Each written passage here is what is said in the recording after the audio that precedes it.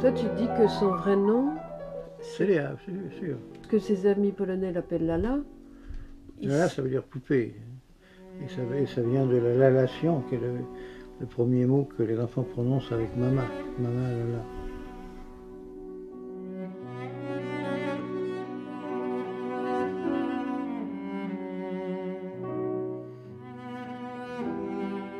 Enfant, j'ai toujours eu peur pour Lala.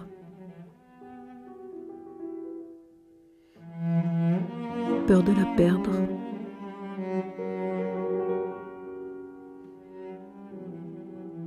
Et je l'ai perdue.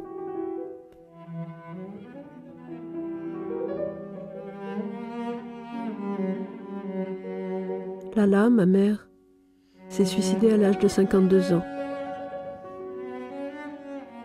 52 ans, c'était l'âge de sa mère à elle, dans le train de Treblinka. Tu vois, papa, une des raisons pour lesquelles je fais ce film, c'est à cause de la ressemblance de ces deux photos. Ça te rappelle rien? Françoise voulait plus marcher, c'est pour ça que maman lui parle. Moi, je pose. Et là, 30 ans plus tard, c'est moi la mère, au milieu, avec Juliette à gauche et Alice à droite. J'ai eu peur quand j'ai vu ces deux photos. Je me suis demandé ce qui se répétait dans les histoires, ou ce que l'on répétait à son insu. Et toi, tu te dis qu'Alice ressemble beaucoup à Lala. Moi aussi, je ressemble. Peut-être Alice lui ressemble encore plus. Oui. Et donc ma question et mon interrogation, c'est de quoi est-ce qu'on hérite en dehors de la ressemblance physique? Et la mère de maman est morte. Tu sais qu'elle avait 52 ans dans le train. Et maman s'est suicidée à 52 ans. Donc ma question, c'est moi, est-ce que je vais mourir à 52 ans? Je peux pas te répondre, mais j'espère que non. Est-ce que je vais savoir démêler mon histoire de la sienne, dont je ne connais que des bribes, de nuit et de brouillard, avec la seule chose qu'elle ait rapportée de Pologne, ce petit paquet de photos? Je suis partie à la recherche de son histoire.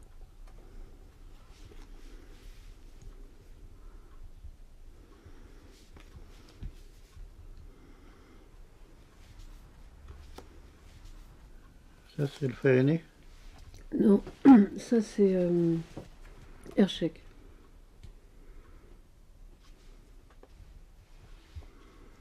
Tu peux les commenter? Je regarde jusqu'au bout, mais la réponse jusqu'à maintenant, c'est non. Peut-être une ou deux, peut-être celle-ci.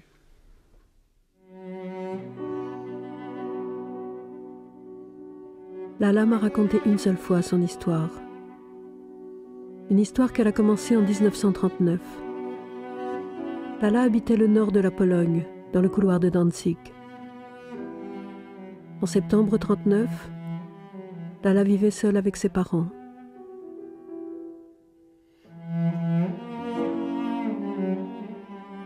Krylek, son grand frère, vivait ailleurs, je ne sais pas où.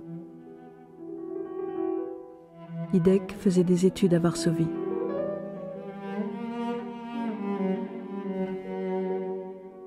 Dès les premiers jours de la guerre, Ita, la mère, avait écrit à Idek « Quitte Varsovie, fuis la Pologne, va-t'en, pars en Russie ».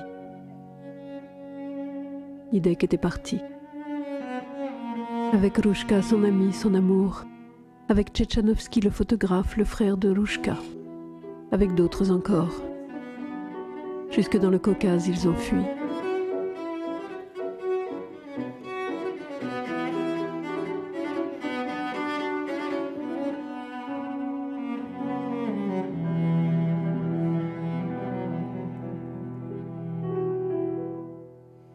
Idek a reçu 2 lettres de Lala dans le Caucase. Dans la première, Lala disait combien le travail était dur dans le ghetto. qu'on les humiliait aussi, qu'on les faisait sauter par-dessus des bancs, pour rien, pour rire.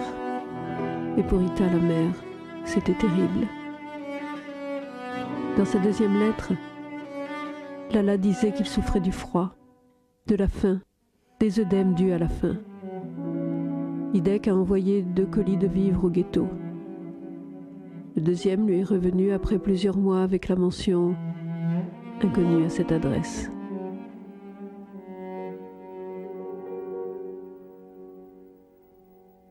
Puis rien. Plus rien.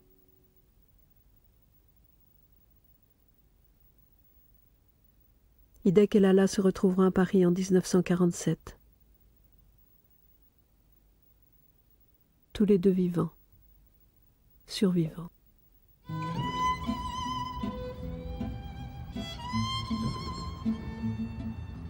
Je suis partie en Pologne en 1997, après la mort d'Idek, juste après. Idek, mon oncle, c'était la bonté, cet homme-là. Et pour moi, après la mort de Lala, le dernier gardien de la mémoire maternelle, une mémoire en miettes, mais dont je gardais l'espoir qu'un jour elle se reconstituât. J'ai demandé au cousin Itsouche d'être mon guide. Françoise, ma sœur, nous a accompagnés. Itsouche, le cousin germain de Lala et d'Idek, Itsouche l'Australien, Itsouche, le dernier survivant de la famille.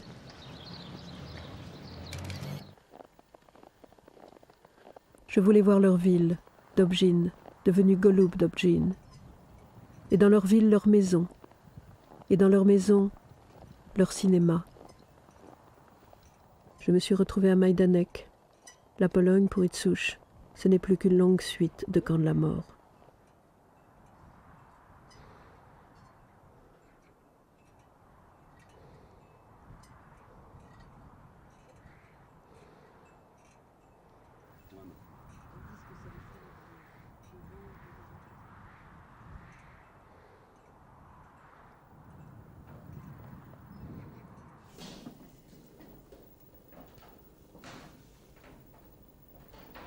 Je ne sais presque rien du cousin Itsouche, sinon qu'il est le seul survivant de sa famille.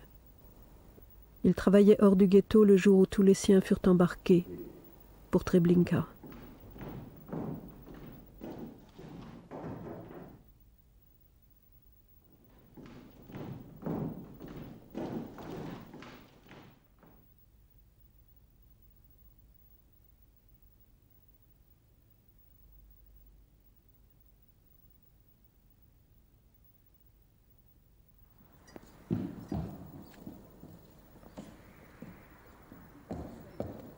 Il est resté seul. Il avait 13 ans.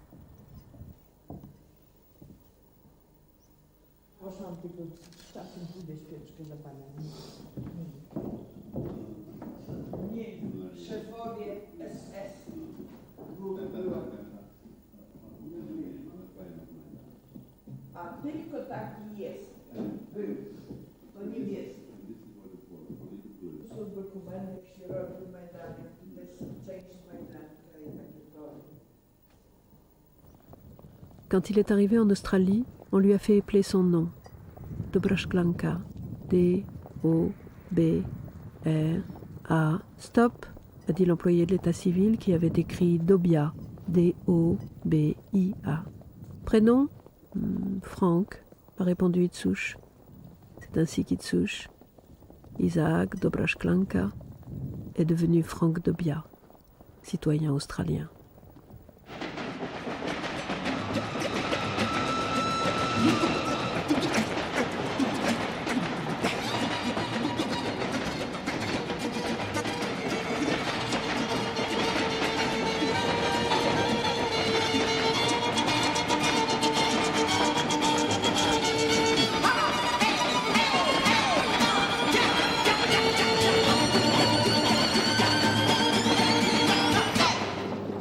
Tout est allé très vite pour les Juifs de Dobjin, m'a dit Lala. Les armées allemandes ont envahi Dobjin le 6 septembre 1939. Dès les premiers jours, Des Juifs ont été emmenés que l'on n'a jamais revus. Parmi eux, Bina, l'amie de Lala. Après les premières exécutions, toute la communauté fut rassemblée sur la place, dépossédée de ses biens et chassée. Lala m'a dit « Nous n'avions pas encore quitté notre appartement que déjà les voisins s'y installaient et pillaient nos affaires. Nos voisins de la cour, nos amis, nos locataires, ceux que j'avais toujours connus et qui m'avaient fait sauter sur leurs genoux. » Avant le départ, Lala avait pu confier des bijoux à des amis polonais de la campagne.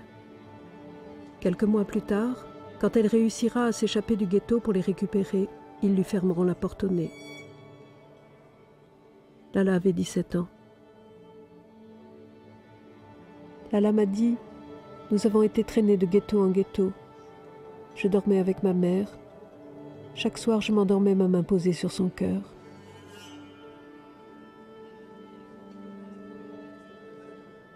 Le dernier ghetto où vécurent Lala et ses parents était celui de Bligine, je crois. Le dernier ghetto avant le train. Nous savions ce qui nous attendait à l'arrivée de ce train-là, m'a dit Lala, les chambres à gaz de Treblinka. Nous savions que nous allions tous mourir. Pour rien. Moi, je m'étais promis qu'avant de mourir, j'en assommerais un. Avec mon sabot, je l'assommerais.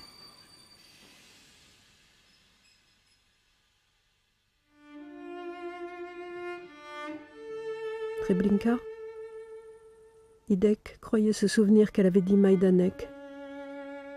Majdanek. Treblinka.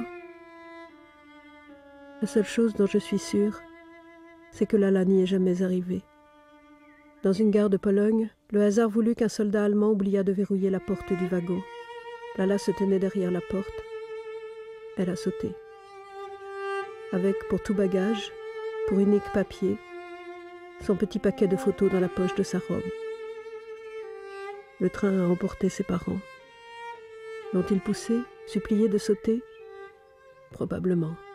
À 3, de toute façon, ils n'avaient aucune chance.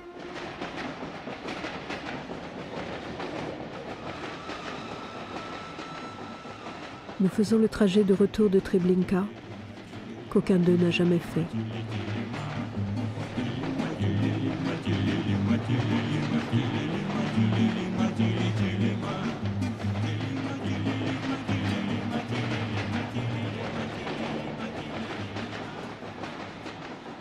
Itsush a tardé avant de nous emmener à Dobjin. J'ai compris plus tard que pour lui, retourner dans cette ville dont il avait été chassé à 13 ans avec toute sa famille et 3000 autres juifs était insupportable. Il ne pourrait même pas descendre de voiture. Lui, le grand businessman australien, allait redevenir ici l'enfant terrorisé qu'il avait été.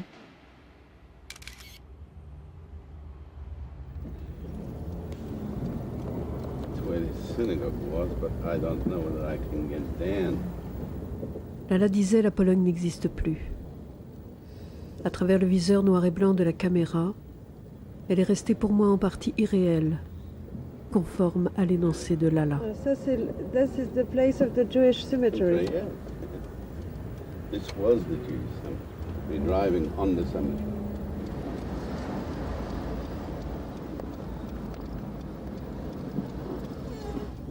In this house, that's where Hashek used to live.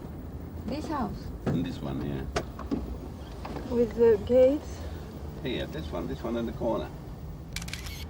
Hershek, l'ami, l'amour de jeunesse de Lala. Il vit encore à New York, j'irai le voir. This one here. The pink one? This one here. That was your grandfather, Yes, Dobrashkanka. Dobrashkanka. We had horses in the back there. Can you drive slowly, please? Whose house is this one? Opinion. La maison des Pieniek. Daniel, l'ami d'Idek, Bina, l'ami de Lala. Was the whole house belonging to the family? Yes, but they were a big family. Couldn't hear that all. Nous nous approchons enfin de la maison de Lala. After that. Well, they're looking at the window. Here is the house. La maison, enfin. So, Lala's family was living in the first floor, and in the bottom? In the bottom they had a shop. Above Yes. was another auntie that lived, Michla Bjork and her husband. Who was? A sister of Baruch. Itsush s'est arrêté devant la maison. Il ne veut pas descendre. Il a peur. Are you still filming? Ils ont peur. Yes.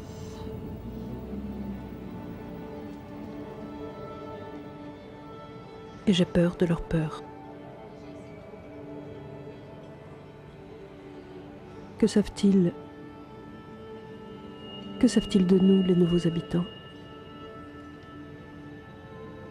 Que savent-ils de ceux qui ont construit cette maison? De ce que sont devenues leurs affaires, meubles, automobiles, comptes en banque?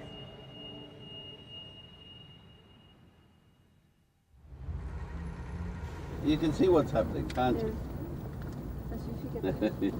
You got to be careful. You got to come back some other time to finish it off. This is not France, you know. I would have liked to go inside the house. At least try to have a look at the cinema in the backyard. Do you think they know who you are? Do you think they would have prevented us from going inside? Well, I think there is a chance. I'm not saying that I would, but I feel very uncomfortable in that situation.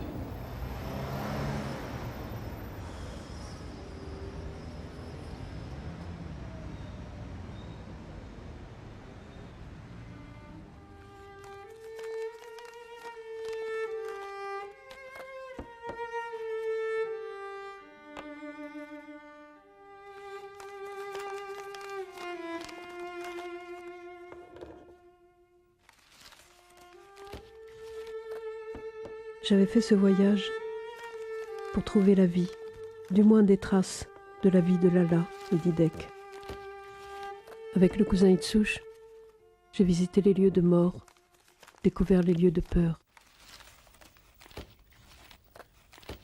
Voilà tout ce que j'ai rapporté de ce voyage, comme pour me prouver que j'y étais bien allé.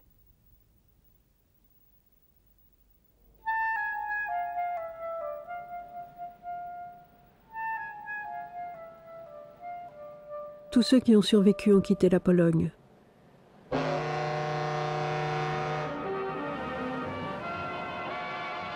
Trois d'entre eux sont encore en vie aujourd'hui qui peuvent me parler de Lala. En dehors d'Itsush l'Australien, il reste Mark le Parisien et Hershek l'Américain, Hershek Auerbach, dont le nom est gravé sur le mur d'Ellis Island, l'île de tous les espoirs, la dernière halte avant la liberté.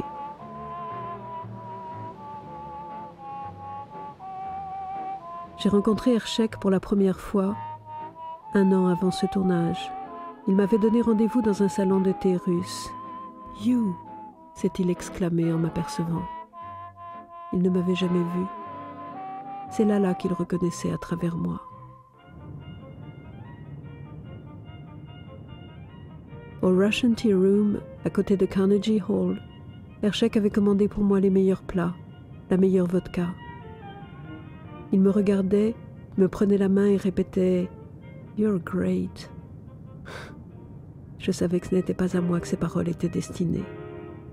Puis dans sa Cadillac, au rythme de Haydn et de Mozart, il m'a fait visiter New York. Lala et Hershek se sont revus plusieurs fois après la guerre. Hershek avait invité Lala à Paris chez Maxime, à Milan, je ne sais où. Je lui ai demandé « Est-ce que tous les juifs de Dobjin étaient riches ?» Il m'a répondu « No, not at all. There's some wealthy, there was some very poor, and there was, you even could call a middle class, you know. » Je lui ai demandé « Est-ce que ta famille et celle de Lala étaient riches ?» Il m'a répondu Well, we weren't poor. Je lui ai demandé « Pourquoi as-tu quitté la Pologne en décembre 1937 ?» Il m'a répondu One of the reasons that we really left because I was going to be 18 in June of 1938. At that point, the Polish government wouldn't let me immigrate because I was ready for the army. Mhm. Oh, that's Lala and I. That's your mother and I. We were ice skating. I always felt that I had a very nice youth. We had lots of friends. We did a lot of things together. Now, for instance, where your mother lived, there was a hall behind it. I don't know if you know, like an auditorium, you know. Oh, a theater. Well, you call it theater. They used to show movies. Yeah, we used to have dances there, and there was, you know, we used to play ping pong. We used to go. We had a lot of activities. It was really very nice. We used to have political discussions at that time, emancipation of women. We did. That's the kayak. That's the kayak that Daniel and I built. This kayak was Daniel's? And mine. And yours? Yeah. When she showed me this picture, and she said, "This was my castle." Well, it was her castle. It belonged to all of us. We used to play there. When we were kids, we used to go there quite often. It was a nice place. And were you kind of lovers? I mean, like... like, yeah. I must tell you, I loved all the nice, good-looking girls, you know. No, we were pretty good friends. We were pretty good friends. This is you. Well, yeah, that's me and your mother and Bincha. Bina, l'amie de Lala, tuée en septembre 39. Au dos de cette photo, elle a écrit « À Lala, obstinée mais adorée ». Je ne sais rien d'autre de Bina, rien de ce que fut la vie à Dobrzyn. La Pologne a toujours été pour moi une sorte d'Atlantide, un monde englouti. I suffered out of knowing nothing about what was the country she came from, because I knew I was not allowed to ask questions about this, because I could feel it was so painful for her. Oh, I see. That as a child I would not allow myself to ask questions about Poland. And when she died, I had so many questions I would have liked to ask her. And I had no answer. And then I tried to ask Idek, and I couldn't get much. And it's quite difficult for children, for survivors' children, to know nothing about grandparents, about but this film, I do need to tell what I know to my children, and maybe because it was too difficult for me just to know nothing, except 3 Polish songs. I can sing. Go ahead, sing. I know I can sing Panie Janie, this one is very easy. Panie Janie, czas już stać, czas już stać. Why not sing in French? This one, and the other one I know is Zakwitały w pąki biały róż. Wróć, Jasiu, z tej wojenki wróć. Wróć, cały jak za dawnych lat bywało. You've forgotten the words. I don't remember these words. I remember the Polish words. I only know the romantic words. And you used to know another one, maybe. Songs rather. Go ahead. Maybe I've forgotten the words. You don't know this one? You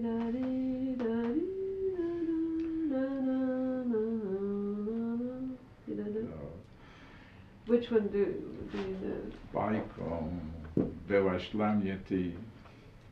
Nie wrócą nasze dawne sny, jak w bajce, czarownej bajce. Ach, bajką byłaś, ach, tylko ty. Pam, pam. It's about a dream, and that you're a dream to me, and I can never forget about you, and all this business. I'll be seeing you in all the old familiar places that this heart and mind embraces all day through. In that small cafe, the park across the way, the children's carousel, the chestnut trees, the wishing well. Itsush m'envoie l'adresse du site qu'il a fait sur son histoire et notre famille.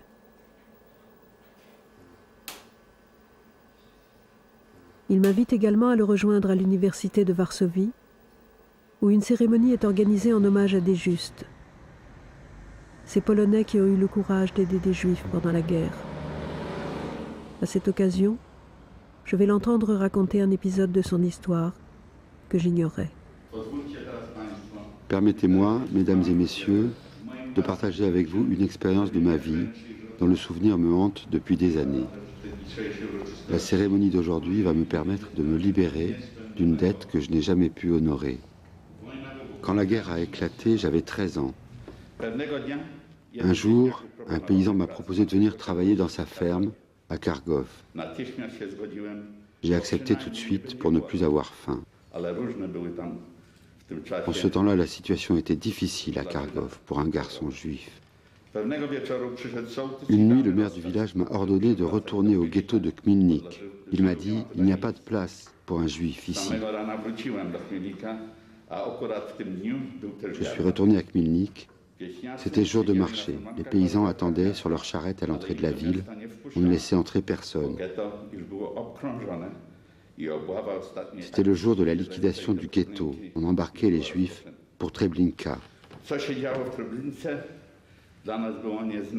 Ce qui se passait à Treblinka, personne ne le savait.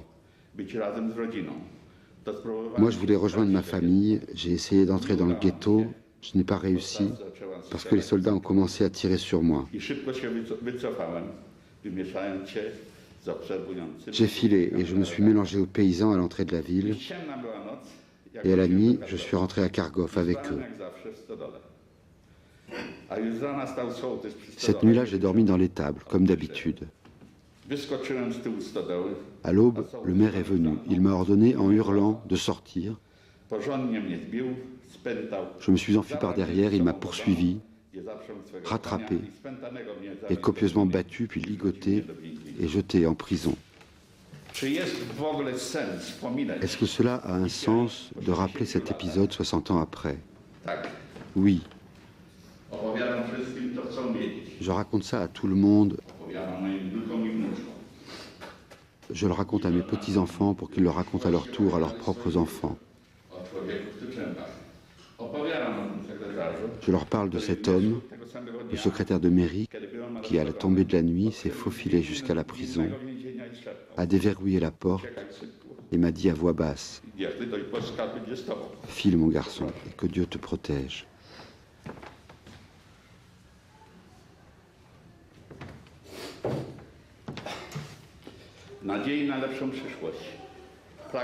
Dans l'espoir d'un avenir meilleur, je tiens à rappeler cette histoire, ici et maintenant, à Varsovie, devant vous. Je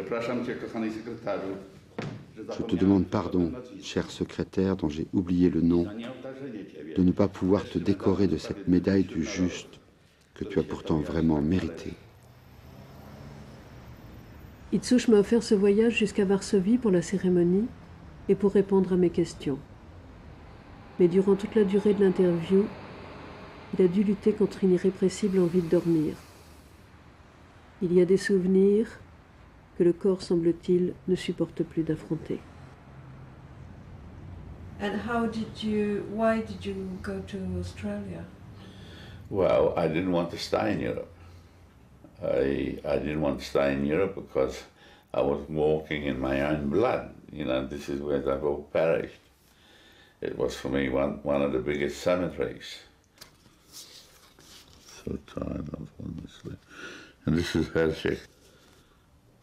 Srulek, Irek's best friend. And here is Jirek and Lala. And this is Bintje. Bintje Pienik, the best friend. And this one, of course, is Daniel Pienik. Lala, Maya Ridge, another boyfriend of Imam's, that he was in Auschwitz and he was taken, selected to be the Gestheimer group. How are you related to Mama? Her father, Imam's father, and my mother were brothers and sisters. We knew that we were cousins, but we were not in the same circle because she was older than me. We became very close after the war. And when you met after the war, nobody was telling about war? We weren't talking about that. We were only happy that we survived. I knew the questions were, where did you survive? And that's it. What happened to you? I was in Russia, Jirek used to say. Mom, I can't remember whether we ever talked about it. And to Jirek I said, well, of course, I was through the camps and I was liberated in Buchenwald. The last time you saw Lala, she was sick, you said? Yeah, she was very sick then. She couldn't speak about her pain, could you? No. I can't remember where it was. I remember the apartment that she lived. And she was so happy to see me. And we went down and walked the streets and I talked to her. And she was surprised that I knew so much about the problems, that I could understand the problems. She always still thought of me like the boy or her cousin from Dobzhin. She sort of didn't sink into her that I was already grown up and knew what was going on. Vruch Yashenko, vruch Zvoyenki, vruch, come back, Yashu, from the war, from the little war that you went to fight. Ponki biały róż, wróć Jasieńko, wróć Zwojenki, wróć, wróć pocałuj jak za dawnych lat,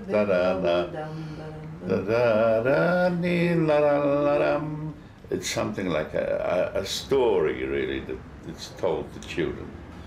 Jadą dzieci drogą, siostrzyczka i brat, i nadziwić się nie mogą, jaki piękny świat. Tu się kryje biała chata, pod słomiany dach, a tam wierzba rozsochata, a w konopiach strach.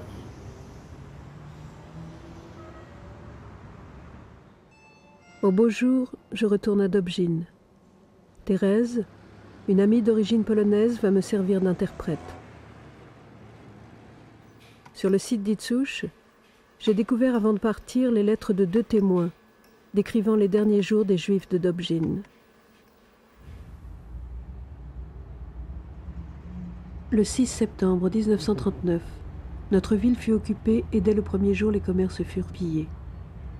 Le 14 septembre, jour de Rosh Hashanah, ordre fut donné à tous les hommes juifs de 15 à 60 ans de se rendre sur la place du marché.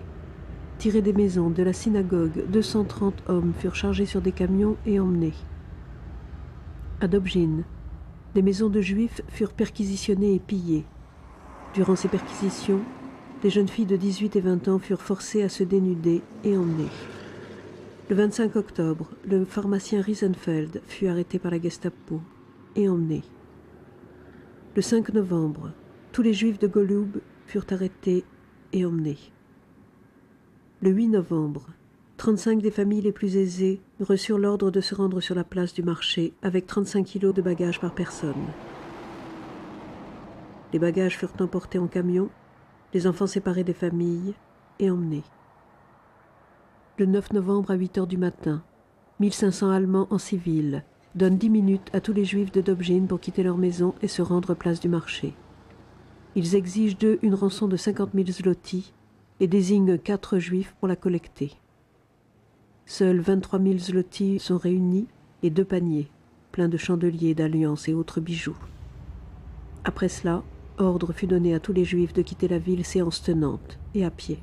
Les cris et hurlements de ces 3000 personnes sur la route sont impossibles à décrire. 2 mai 1941.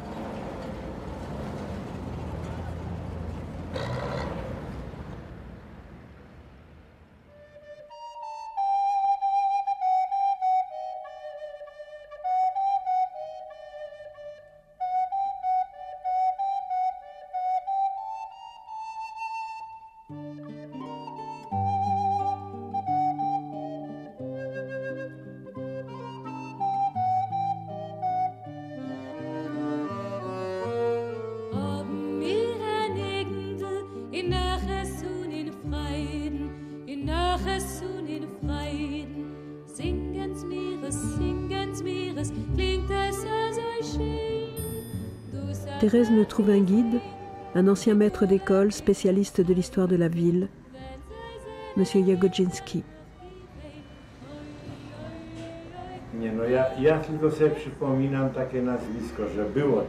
Koufeld, oui, je me rappelle ce nom, il y avait un nom comme ça.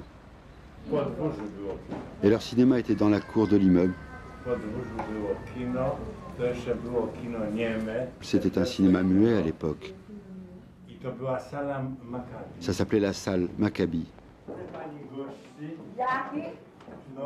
Vous avez de la visite? La petite fille des Koufeld, pour que vous lui racontiez l'histoire. Quelle Koufeld? C'est la fille de Lala Koufeld. J'ai bien connu Lala. J'avais même une photo, mais je l'ai donnée à quelqu'un. Entrez dans la chambre.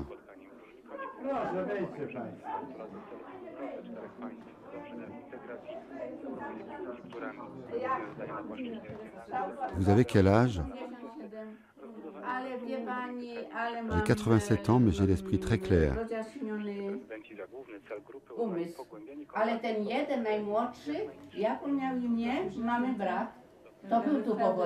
Mais Koufeld, le plus jeune, il s'appelait comment? Il est revenu ici après la guerre, le frère de Lala. Ah oui, Idek.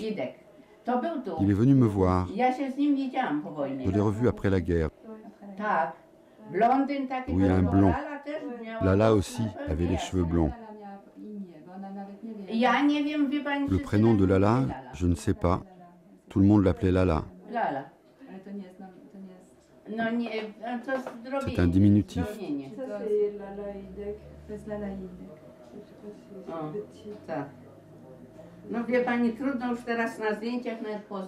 J'ai du mal à reconnaître les gens sur les photos.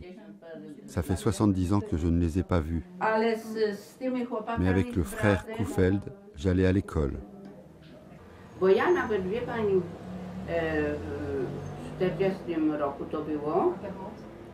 Moi, madame, vous savez, en 1940, chez ma sœur aînée, il y avait une famille de juifs, les Krayanek. En partant, ils ont laissé leur argent, les habits, des objets personnels. On a eu un contact. Ils ont été emmenés à Płock. Et chez nous habitait l'organiste de Płock. On a eu le contact par lui. Et moi, je vous le jure sur le nom de Dieu, je suis parti avec une grosse valise et l'argent caché là, des dollars. Et quand je suis arrivé à Płock, ils liquidaient le ghetto. Les Juifs étaient envoyés à Auschwitz.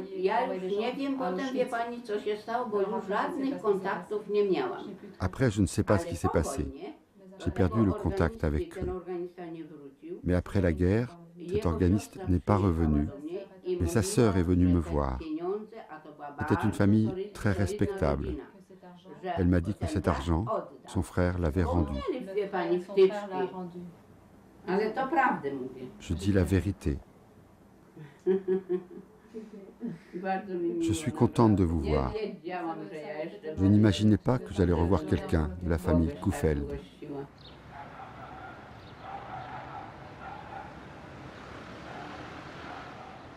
La maison.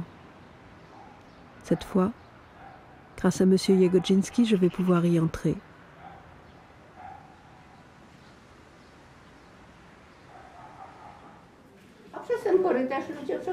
On passait par le couloir, on arrivait dans la cour, et là, il y avait le cinéma.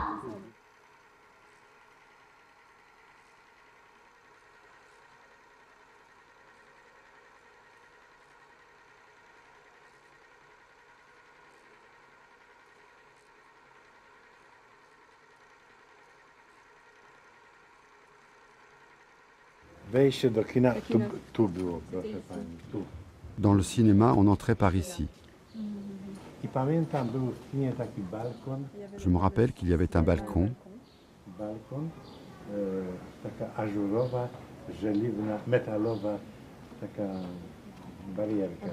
Avec une balustrade en fer forgé. Il y avait un étage, un balcon. To znaczy, że było kino na dole i było piętro takie. I takie Donc il y avait une sorte piętro było, taki d'étage balkon. avec un balcon pour regarder Taki le film. balkon. Est-ce que tout ça c'était comme ça? Vous voulez entrer pour voir? Bo prawie to pani przeczytała nazwisko, znam to pani. To byśmy weszli. Elle n'est pas là, la grand-mère. Elle est sortie. C'est le même. Tu demandes au garçon si c'est la même personne qui habite les deux appartements. S'il y a deux appartements. Les deux portes, maintenant c'est deux appartements séparés.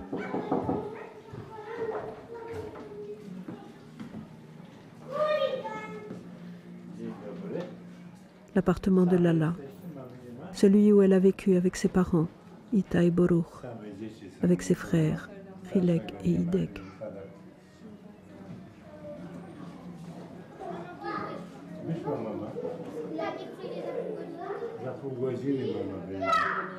Les enfants sont seuls, on ne peut pas rentrer.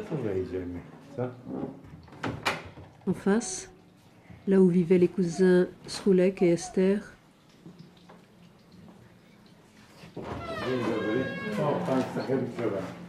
Proszę pani, czy pani pozwoli wejść tym państwu do mieszkania?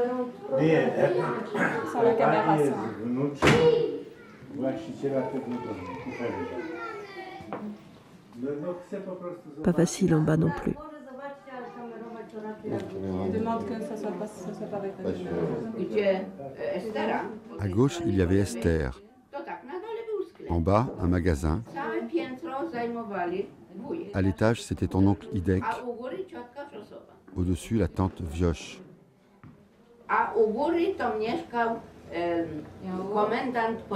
En haut, c'était le chef de la police qui habitait. Un Polonais. Dans la cour, il y avait le cinéma, le gardien et deux autres locataires, un Allemand et un Polonais. A te place, co się dziadkowie pobudowali, to ten dom, co stoi, to ta ziemia. Quand vos grands-parents ont construit cette maison, au numéro 8, ils avaient acheté le terrain à ma grand-mère. Nie, ziemia. Ziemia. C'est tes grands-parents qui ont construit la maison.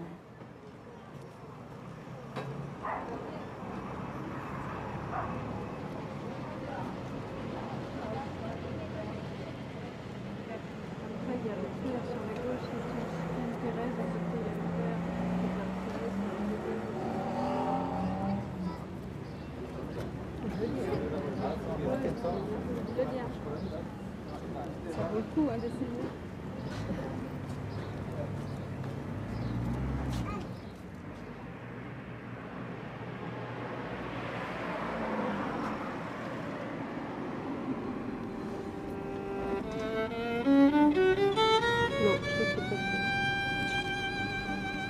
Voici celle-ci. Sauf qu'ils ont rajouté après la boutique. Les deux portes, ça se ressemble, je trouve.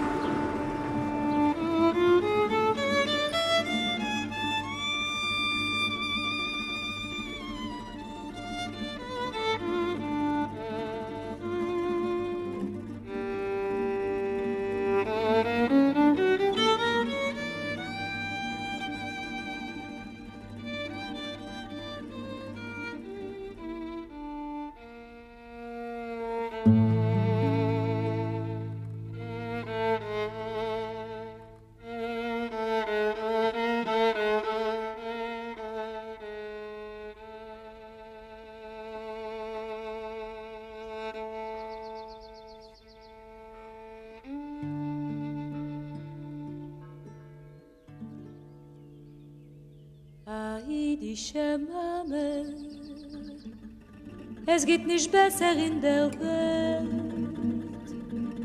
Jüdische Mame, oi, wie bitter, wenn sie fehlt. Oi, wie richtig und schein ist in Eis, wenn die Mame ist du. Wie traurig finster wird, wenn sie geht wegzugehen. Je quitte Dobjin pour toujours, comme l'a fait Lala. À chaque passage à niveau, devant chaque gare, je me demande quelle est celle où elle a sauté, celle où le hasard a laissé ouverte la porte du train. Le hasard, qui est le chemin que prend Dieu quand il veut voyager incognito, a dit Einstein. Dans quelle gare un juste Polonais lui a-t-il donné le bras? Dans quelle gare ses parents l'ont-ils regardé sauter vers la vie, la liberté? Je ne le saurai jamais. Après le train, combien de temps après je l'ignore, il y a eu la rafle. Une planche de salut, ces rafles organisées par les nazis pour envoyer de jeunes Polonais dans leur camp de travail. Être prise parmi eux pour Lala, c'était ne plus être juive, mais simple polonaise. Il lui suffirait de s'écrire des lettres pour ne pas éveiller les soupçons, faire croire qu'elle avait elle aussi une famille et des parents encore vivants en Pologne. Il y eut 2 camps de travail pour Lala en Allemagne. Dans l'un, elle faisait de la céramique, dans l'autre, des coutures de pantalons. Un jour, m'a-t-elle raconté, elle s'est endormie sur la couture du pantalon et son index est passé sous le pied de biche. Dans le dernier camp, il y a eu l'ami Vanda que j'ai connu plus tard, et ce prisonnier français qui lui a donné ses premiers cours de français. Le ciel est par-dessus le toit, si bleu, si calme. Un arbre par-dessus le toit berce sa palme. Elle ne parlait pas français, Lala, mais elle récitait Verlaine. Les problèmes allaient ressurgir pour elle à la libération des camps de travail. Où aller quand on n'a plus ni parents, ni maison, ni papier? Lala va accepter l'invitation d'une amie de captivité, une amie polonaise. Avec elle, m'a dit Lala, je suis retournée en Pologne. C'était la pire chose à faire. Lala est reçue comme une reine par la famille de sa compagne de captivité. Ils la considèrent comme leur fille, la nourrissent, la couvrent de cadeaux. Mais la nuit, le père va tuer des Juifs. Une nuit, après le départ du père, Lala s'enfuit par les toits, emportant en souvenir les chaussures de cuir qu'ils lui ont offertes.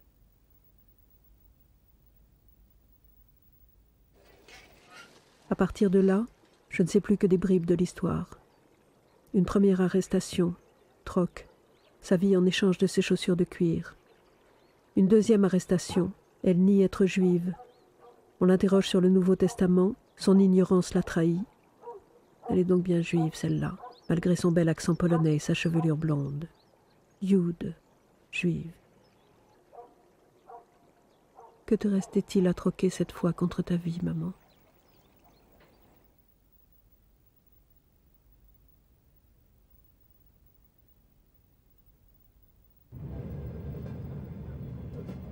Je ne t'ai pas posé la question. Je t'ai demandé, ça voulait dire quoi, juif? C'est quoi un nom juif? Un pied juif, un nez juif, un accent juif? Ça veut dire quoi, juif?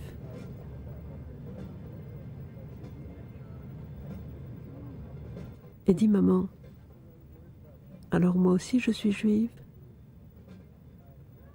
Sans me regarder, Lala a hoché la tête et moi j'ai pensé, ça alors, c'est pas de chance. C'est comme d'être nègre.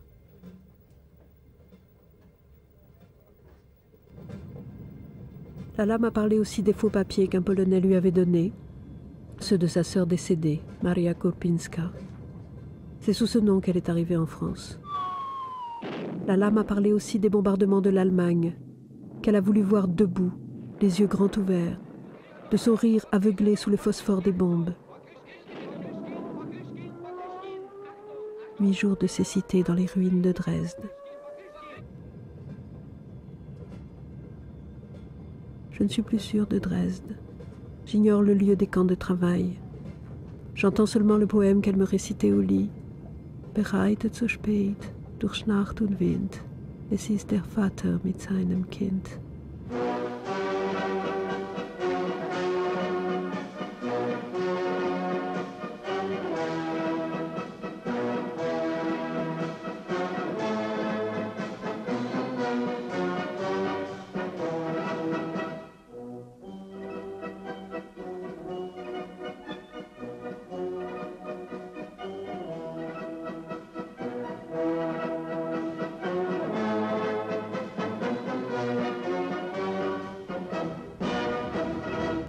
Lala est arrivée à Paris à la Libération.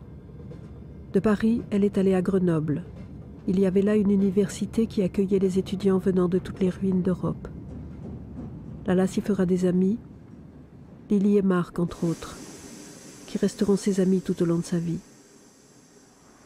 On était des juifs et on ne pouvait pas rentrer dans les hautes écoles en Pologne. C'est moi, donc, et Lala, et le mari de Bella Komissarov, qui s'appelle Paul Komissarov, qui sont ensemble. T'as vu? Voilà. Staro, il était de Słonie, mais Zachaim était de je ne sais pas où, et Lily était de Vilno. De toutes les régions de Pologne, il y avait un monsieur qui était de Karpat, Linčec, il y avait un qui venait de Lvov. Ça, c'est Lily avec Lucie. Tu l'appelles Lucie? Je l'appelle Lucie parce qu'elle était mariée après. À Grenoble, on l'appelait Lala. Elle voulait faire la médecine. Donc, elle est atterrie à Grenoble pour faire la médecine. Qui lui a donné l'idée de venir à Grenoble, je ne sais pas. Depuis l'âge de 17 ans, Lala voulait être médecin. Ce qu'elle ignorait à l'époque, c'est que les grandes vacances de 39 seraient longues. Ses études aussi. Lala, ses études de médecine, elle les a faites 2 fois. Une première fois de 1945 à 1952, mais à la fin on lui interdit d'exercer. Il lui manque le bac français. 10 ans plus tard, Lala repassera ses examens de médecine et le bac français. Elle était une personne pleine de vie, qui riait tout le temps. On était de très bons copains. Quand je dis très bons copains, c'est-à-dire que je ne lui faisais pas la cour. Il y avait des balles, on allait au bal, elle était pleine d'entrée, elle aimait danser. Elle était pleine de vie. Pleine de vie. Et après, on a quitté Grenoble, on s'est retrouvé à Paris avec Lily, et Lucie est venue donc à Paris. Et un jour, Lucie qui vient à la maison, elle dit, est-ce que je peux venir avec mon copain? Qu'ils étaient à la médecine, même table de travaux pratiques. Voilà, alors, la première impression, papa n'a pas souri, pas une seule fois. Il n'était pas souriant, il était toujours très sérieux, je ne sais pas comment dire le mot taciturne, mais très sérieux. Et nous, on a dit, avec Lily, Châtel dit, aujourd'hui, je sais qu'est-ce qu'il est vieux, ce type-là. Il était plus jeune que Lucie. Tu te souviens de cette photo-là? C'est toi qui l'as prise? Tu te souviens quand c'était? Non. C'était en Auvergne.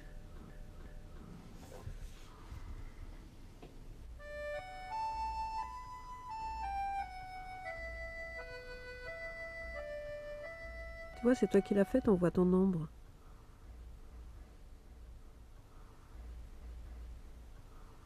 Quand tu l'as rencontrée, elle t'a dit quoi? Qu'elle était polonaise, qu'elle était juive, qu'elle t'a raconté la guerre? Elle t'a raconté une fois ou pas, ou jamais ou C'est toujours difficile de raconter l'histoire 50 ans après, mais j'ai su qu'elle était juive, mais à l'époque on n'en faisait pas tout un baratin, que ses parents avaient disparu. Idek n'était pas encore arrivé en France, si j'ai bonne mémoire. Il est arrivé en 50 ou... Après, dans tous les cas.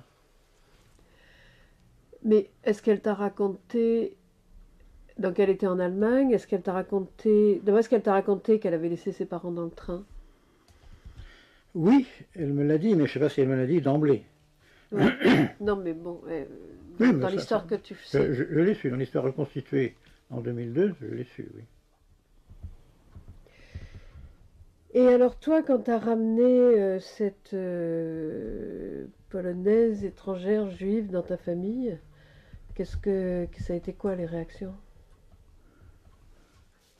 Donc je peux parler que de mon père, parce que c'est lui en fait qui a accueilli. Et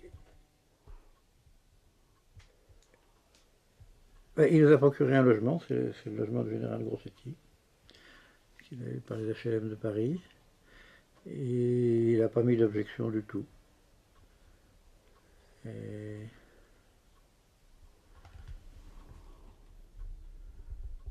Il était accusé de quoi, ton père, après la guerre? Alors, mon père était commissaire de police pendant la guerre. Et il était au commissariat d'Asnières, ce qui fait qu'il a arrêté des communistes, dont Gabriel Péry, le fameux Gabriel Péry, et un autre, le docteur, qui a une rue là-bas encore à Asnières. Donc, à la Libération, il a eu des ennuis à cause de ça. Et heureusement, il y avait deux de ces inspecteurs qui étaient communistes, mais ils ne savaient pas, qui ont témoigné pour lui.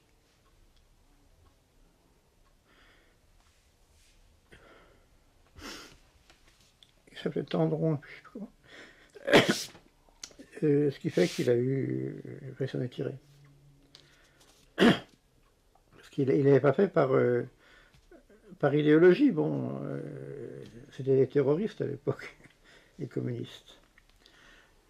Comme maintenant en Israël, hein, c'est à peu près le même genre. Il est passé devant le tribunal d'épuration à la préfecture de police. Et il a été au dépôt de la conciergerie, là, sur l'île de la Cité, puis après emprisonné à Fresnes, où j'allais lui porter des colis. C'était pas très gai à l'époque, parce que chez les collaborateurs, c'était pas la joie. Et puis les choses se sont tassées, il a été réintégré dans la police. Et puis, bon, après ça s'est normalisé. Mais ça, c'est... Pardon. Et il a aussi participé à la rafle du Veldiv. Et ça, je me souviens, ça l'avait assez écœuré. Et il avait envoyé la veille des inspecteurs prévenir les gens chez qui devaient passer. Mais tous ne sont pas partis, donc il y a eu des rafles quand même. Mais la police française est restée à l'extérieur du Veldiv.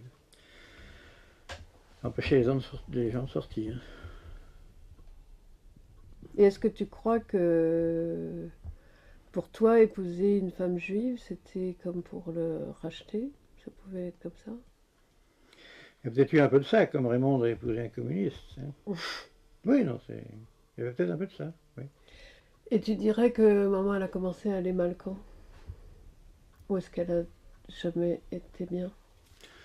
Je dirais ça dans les années 60.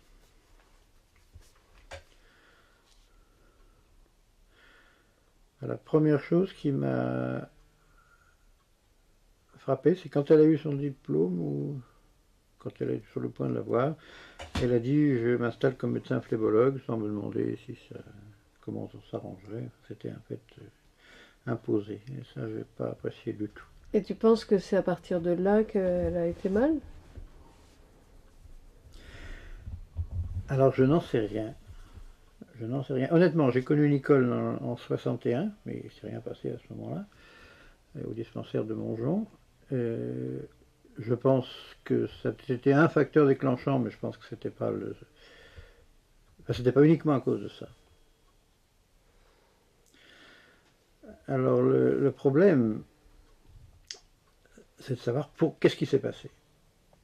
Et il n'y a eu aucun diagnostic certain. Elle a vu les Bovici, elle a vu Bertania, elle a vu un tas de psychiatres. Elle a terminé par une psychanalyse. Lily dit que tous ces juifs dont elle fait partie, qui ont traversé ce qu'ils ont traversé, elle dit aucun de nous n'est sorti indemne. Et est-ce que tu penses que le fait à 17 ans de perdre tout, de se perdre sa maison, de perdre ses parents, de les laisser avec la culpabilité de les laisser, est-ce que tu ne crois pas que ça suffit à créer une fragilité telle que, au moins à la première difficulté extérieure Alors ma réponse, j'ai réfléchi, ma réponse est non.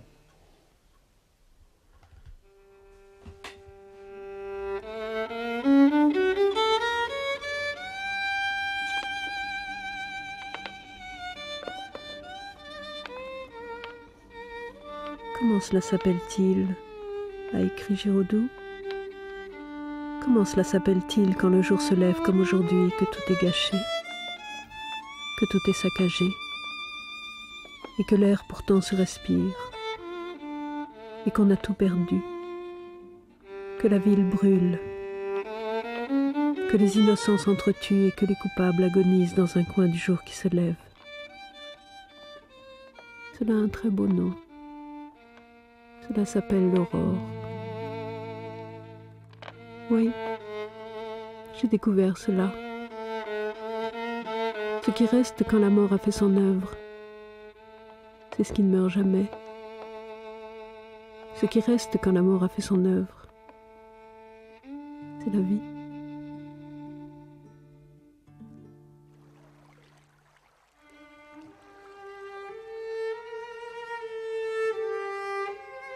La vie, l'élan de vie.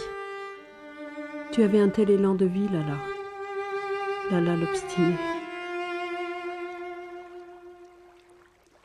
1000 fois tu es tombé, 1000 fois tu t'es relevé, Mamoucha. L'élan de vie était en toi alors. Pourquoi t'es-tu refusé le droit de vivre?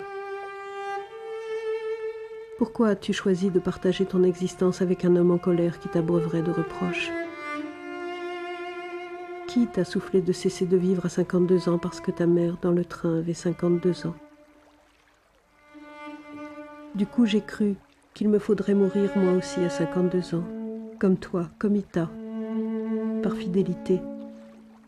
Fidélité à l'histoire familiale, fidélité à la souffrance familiale. Ton histoire aujourd'hui me dit le contraire. Tu avais le droit de vivre, Mamushinka. Le droit de dire oui, de prendre à pleine main et de savourer tout ce qui t'était donné.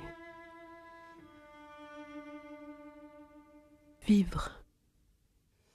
C'est le plus beau cadeau que tu pouvais faire à tes parents. Et tu l'as fait. Puis tu l'as regretté. Les regrets, maman. Les si j'avais su, si j'avais fait, si j'avais dit, si j'avais pu, ne servent qu'à créer de la souffrance. Il n'y a rien d'autre que ce qui est, maman. Rien d'autre que ce que la vie nous présente. Et vivre, c'est dire oui à tout ce que la vie nous présente. C'est regarder la mort en face et l'accepter comme partie intégrante de la vie.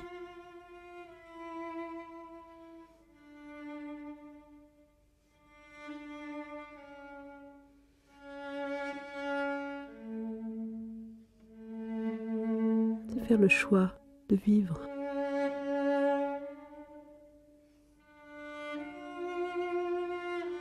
Aujourd'hui, maman, riche de l'élan de vie que tu m'as transmis, le choix de vivre, je le fais et je te l'offre. Et je l'offre aussi à Alice et Juliette, mes filles pour l'éternité, dans l'ici et l'au-delà.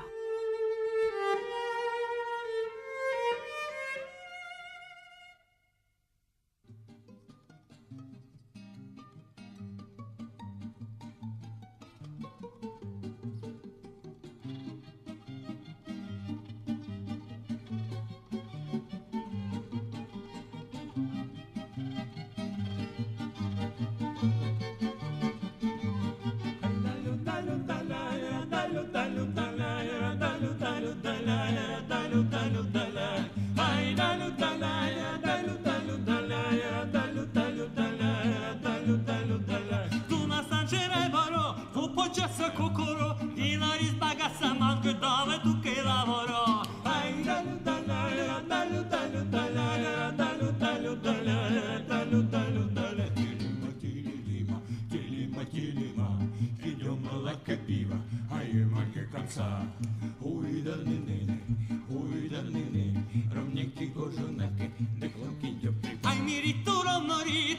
passa bahteli, povero me lava tutti me chi la brevita bot. Ai dalu dalu dalu dalu dalu dalu dalu dalu dalu dalu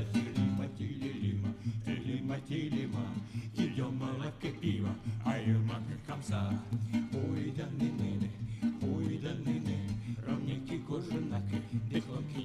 Тут мас